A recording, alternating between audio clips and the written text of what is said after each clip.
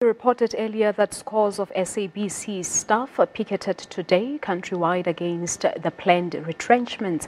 Joining us now is Jonathan Thekiso. He, of course, is the SABC's Group Executive of Human Resources. Good afternoon to you. Thank you so much for coming through. Good afternoon. Now, there are claims, of course, made by the unions. You may have heard them, that apparently there was a low turnout as a result of the SABC intimidating staff from participating on the strike. I think it needs to be made very clear that there was no intention from the organization to intimidate workers on participating on the pickets. What we required of the union or unions was to be clear that the process of picketing is covered under the Labor Relations Act, and that unfortunately neither of the two unions, got in touch with the company to inform the organization that that picketing would be happening today. Under normal circumstances, the unions should have written to the organization to inform us that something like that was going to happen, and that being the case, measures would have been put in place between the two parties to make sure that there are rules, governing the picket. Yeah. And in the absence of any rules, the organization is not sure as to how the picket is going to be, carried out. So, but was the SABC panicking? Because there's an email that was issued to us, the employees, yesterday to outline what you're telling us now, and the SABC saying that they've heard there may be a total shutdown today. So, were you panicking that might happen? No, the organization was not panicking. Suffice to say that, when the union essentially says that there's going to be a picket that's going to happen from 12 to 1, what needs to be understood is that the business of the SABC is such that operations ought to happen uninterrupted. Now, we all know that the lunch period is any time between 12 and 2 o'clock. Now, when you say that people have to converge between 12 and 1, the chances are that the organization is going to suffer interruptions in particular areas. So all that we were highlighting was the fact that we need to make sure that there's not going to be interruptions in as far as the operations of the SABC are concerned.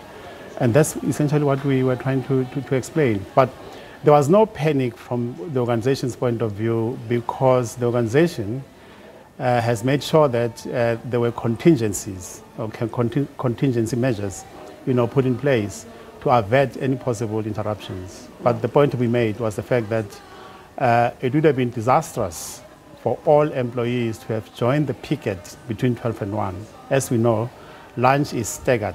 Some people take lunch between 12 and 1, others take lunch between 1 and 2 o'clock.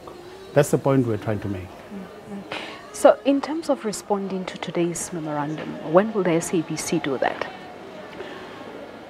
We need to mention the fact that the leadership of the SABC, in the person of the CEO, Mr. Madoda Mqakwe, as well as the COO, Mr. Chris Maruleng, were present, and the CEO accepted the memoranda from both unions, and the organization has been given until has been given a week within which to respond, to the two memoranda. So we have a deadline of Friday next week, by which time we ought to have responded to the memoranda. Mm-hmm. There's been an outcry and condemnation and criticism, of course, on the SABC's plans to retrench from political parties. We've also had the Minister of Communications, of course, weighing in on this issue. So are you still adamant as the SABC that Section 159 will be instituted? The organization finds itself in a very difficult financial situation at this point in time, where the organization, come month end, it actually prioritizes in terms of who to pay. And in some instances, we find that certain service providers are not paid because of the dire financial situation of the organization. at this stage, the organization has been able to look at various alternatives in terms of cost savings. And suffice to say that, at least an amount of, plus minus 60 million has been achieved in as far as cost savings are concerned. So I think it needs to be made clear that the organization is contemplating going through a Section 189 process precisely because of the dire financial situation of the organization. But let's also highlight the fact that we have the first consultation meeting happening on the 13th, which is on Tuesday, where all parties, both BEMAU Communication Workers Union as well as the company, including MWASA, will be engaging on the first consultation process. And out of that consultation process, we might find that there are solutions that come from organized labor in terms of how, for instance, the organization can configure certain things so as to realize, savings, how certain positions can be looked at so that we can realize, savings. And so we are all aware that, that there's an outcry out there from politicians, political parties that are saying that the SABC should not be, pursuing retrenchments. But the reality of the situation is that the SABC finds its back against the wall in terms of being able to honor its financial obligations. And it is saying that possibly looking at, staff numbers might be the one way of looking at cost cutting. Yeah. What sense are you getting from the employees? Because one can actually get a sense of stress, frustrations amongst the employees, because the reality in that Thekiso is that 2,000, it's a huge number. Look, understandably, we're getting our experience with employees is that people are very, very distressed. People are extremely demotivated. People have quite justifiably, put in blood and sweat for this organization. And people are justifiably saying that they are not responsible for the organization being where it is right now. And we empathize with the situation, where employees find themselves right now. And we're hoping that as we go through this process, we're going to find ways and means in which we'll be able to avoid retrenchments. But yeah, the mood is very, very.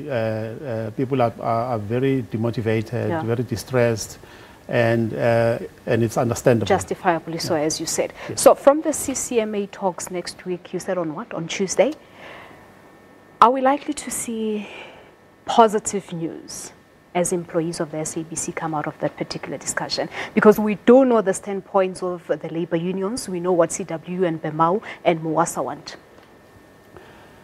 I think there's every reason for all of us to be optimistic that the consultation process is going to yield positive results for all of us. I think the beauty and the advantage of the consultation process is that you have parties with divergent views, tackling very, very difficult organizational problems, looking at staff numbers, looking at structures, looking at how we can position the SABC, for the economy of the future.